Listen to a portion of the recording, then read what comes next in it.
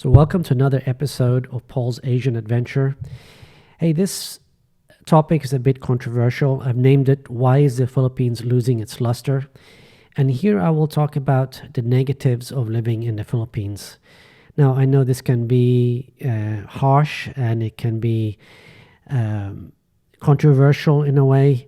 And instead of writing a hate comment, maybe you could, for those haters out there, maybe you could put a comment that can contribute to the discussion, or maybe you can tell me where I'm wrong or where I'm right and how things will or can improve in the future in the Philippines. So, as the Philippines reopens completely for tourism and pensioners, it seems like the floodgates have opened. The pent-up demand for travel, as well as demand for traditional women who don't have the me attitude, seems to be endless. These foreigners have unrealistic expectations due to multitude of vloggers here in the Philippines. Basically, the vloggers have built up an unrealistic expectation of what the Philippines is and what it has to offer. The influx of tourists, pensioners, and now the so-called passport bros has led to inflated prices that are just not justifiable in a developing country. As an example, a place that used to cost $300 before COVID now rents out for approximately $500. And especially there's been big inflation in the tourism magnates such as Cebu City and Dumaguete. So with this influx, there comes many negatives for those considering settling down here. First, the infrastructure is not designed to handle this type of traffic, especially in places such as Dumaguete. As more foreigners settle here, they buy cars not just for themselves but also for their wives, girlfriends, or even near family. So the roads are absolutely clogged with cars now. Remember, these roads were designed for scooters, mostly for scooters. As more cars fill these narrow lanes, you get more traffic and, of course, more pollution. The pollution in places such as Dumaguete seems to have increased exponentially. If you are concerned about health and well-being, then both pollution and lack of infrastructure will put your health in danger. The horrific driving culture in Negros, especially Dumaguete, sees so many people killed unnecessarily. I know several people who have had horrible accidents with both other vehicles and with dogs. You might not think of a dog as a danger to your life, but when driving a scooter, they really are. Several people in Dumaguete are killed by hitting dogs or severely maimed. One of whom is a Norwegian friend of mine who has spent the last 2 years in Norway getting fixed up. Then there are the visuals that are declining. The nature in the Philippines, for me at least, was one of the biggest attractions. But I'm sorry to say it's getting destroyed by plastic. Just about everywhere you go in the Philippines, you will see plastic floating around. You will see it in the beaches, the rivers, the jungles, the parks, etc. The Philippines is the biggest polluter of plastic per capita, meaning the average person uses and throws more plastic in the ocean than any other country in the world. I have seen it several times on the boulevard in Dumaguete, where people just throw plastic on the ground, yet they're only 20 meters from a trash can. The Philippines, I have seen, simply does not have it as part of the culture to take the trash home with you when you leave the beach or park. The majority seems to leave it right there. I don't think it was meant in a bad way or due to laziness. Really, I'm not sure what the cause of this lack of cleanliness is. Please comment if you have an explanation for this. It's really sad that such a beautiful place with such amazing nature does not emphasize the importance of picking up your trash, that keeping your place clean and not imposing your trash on others, the importance of this. I was hoping this would change with time while I was living there, but to be honest, it seems to get worse every year. Maybe it's due to population growth, or maybe it's just me noticing it more. I'm not sure. But I'm still hopeful that one day This trait will change and the majority will see the importance of disposing your trash in the correct manner. The next reason the Philippines is losing its luster is due to healthcare, or should I say the lack of healthcare as we know it in the West.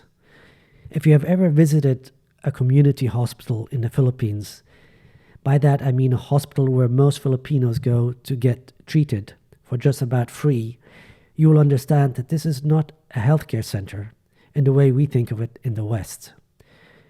For example, I went to see a Filipina at one of these hospitals, community hospitals. And to be honest, I was mortified by the conditions. I saw loose dogs and cats, feces on the ground everywhere, nurses just standing around with their phones doing absolutely nothing.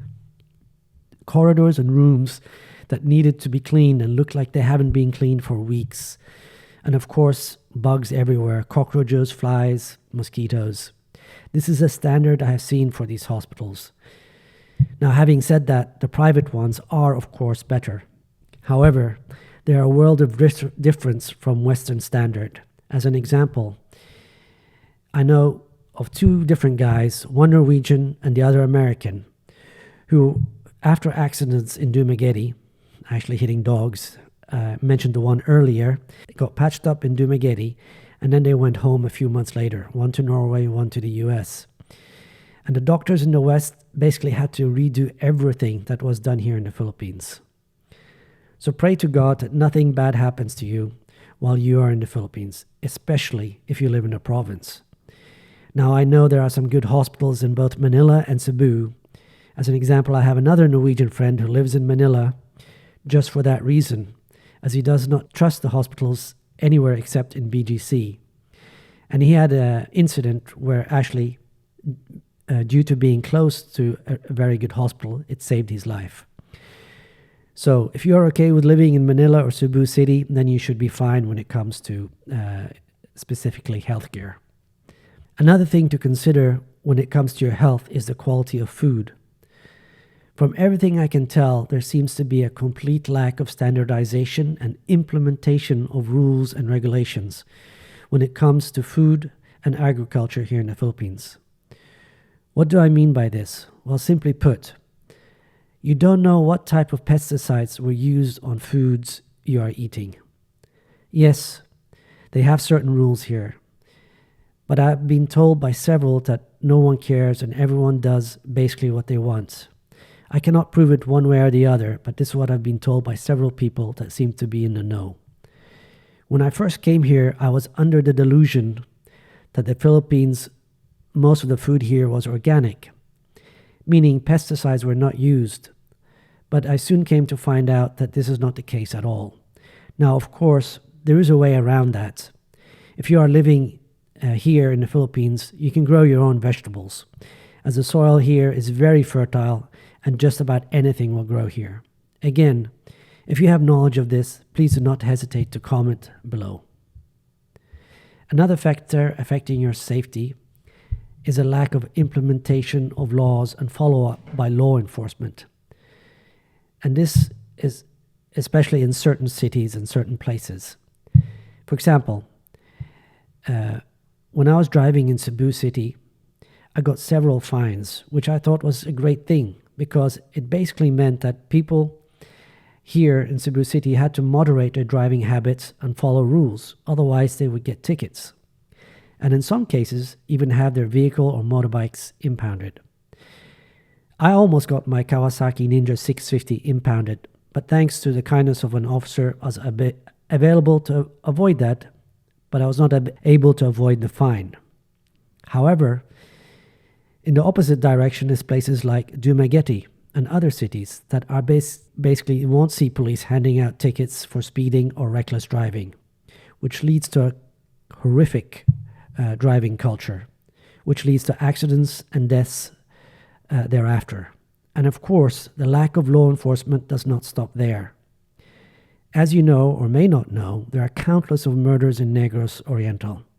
Many of the killers are killers for hire, paid for due to land disputes, business disputes, or a multitude of other disputes. It seems a lot more convenient for some to hire someone to finish you off rather than go through the court system.